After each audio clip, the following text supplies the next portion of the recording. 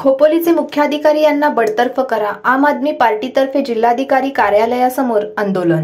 शाळेसमोरील मैदान प्रकरणी आपने घेतला आहे आक्रमक पवित्रा. खोपोली नगर परिषद हद्दीतील प्रभाग क्रमांक 6 येथील एका शाळेच्या समोरील मैदानावर नगर परिषदेमार्फत अनधिकृत क्रिकेटचे टर्फ बनवण्यात आले आहे. सदर मैदानातून टाटा पॉवर व मध्य रेल्वेची 1,10,000 व्होल्टची उच्च दाबाची विद्युत वाहिनी जात आहे. इतक्या उच्च दाबाखाली टर्फ बनवल्यास विद्यार्थ्यांच्या व नागरिकांच्या जीवाला धोका होऊ शकतो. म्हणून टर्फचे बांधकाम न करता मैदानावर फक्त लॉन टाकण्यात यावे, ज्यामुळे मैदान सर्व खेळांसाठी उपयुक्त होईल अशी मागणी आम आदमी पार्टीने नगर परिषदेला केली होती व त्याकरता नगर परिषदेसमोर 3 दिवसीय धरणे आंदोलन केले होते. परंतु नगर परिषदेमार्फत सदर मैदानाचे 70% काम पूर्ण झाले असून आता काम थांबवणे अशक्य आहे असे उत्तर देऊन डावलण्यात आले होते.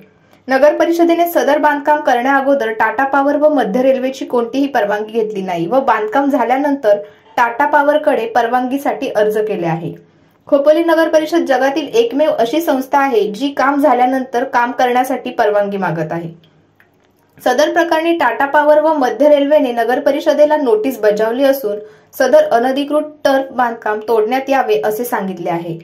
टर्फ बांधकामाकरिता नगर परिषदेने अनियमितता केली आहे. टाटा पॉवर व मध्य रेल्वेची परवानगी घेतली नाही व नागरिकांच्या कराचे 70 लाख रुपये बुडवले व आपल्या पदाचा दुरुपयोग केला. म्हणून खोपोली नगर परिषदेचे मुख्याधिकारी तथा प्रशासक डॉक्टर पंकज पाटील यांनी जबाबदारी घेऊन राजीनामा द्यावा किंवा त्यांना बडतर्फ करण्यात यावे व त्यांनी बांधकाम करता खर्च केलेले सर्व पैसे त्यांच्या खिशातून वसूल करण्यात यावे. या मागणीकरिता आम आदमी पार्टीतर्फे रायगड जिल्हाधिकारी कार्यालयासमोर 1 दिवसीय धरणे आंदोलन करण्यात आले. मुख्याधिकारी यांच्यावर कारवाई न झाल्यास आम्ही मंत्रालयापर्यंत जाणार आहोत व गरज पडल्यास आझाद मैदानावर उपोषण करणार आहोत असे आम आदमी पार्टी प्रदेश संघटन सचिव डॉक्टर पठाण यांनी सांगितले.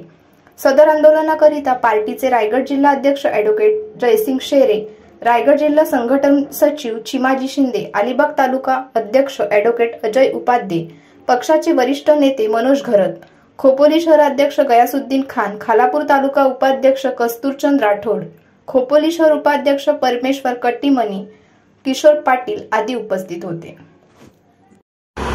खोपोली नगर परिषद हद्दीतील प्रभाग क्रमांक 6 येथील एका शाळेच्या मैदानासमोर नगर परिषदेने एक अनधिकृत टर्फ बनवलेले आहे.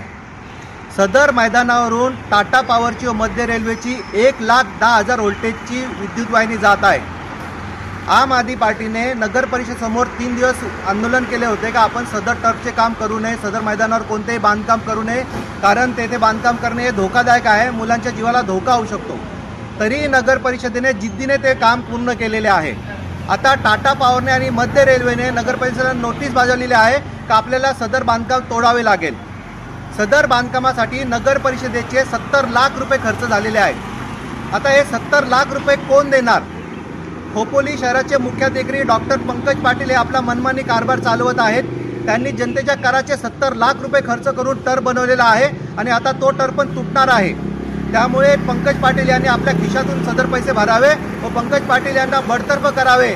यासाठी आम आदमी पार्टी आज अलिबाग येथे रायगड जिल्ह्याचे जिल्हाधिकारी यांच्या कार्यालयाच्या समोर आज आम्ही धरणे प्रदर्शन करणार आहोत व आम्हाला जर इथे न्याय न मिळाला तर आम्ही मंत्रालयापर्यंत जाणार आहोत. गरज पडल्यास आम्ही आझाद मैदानावर सुद्धा आंदोलनाला जाणार आहोत. जय हिंद, जय महाराष्ट्र.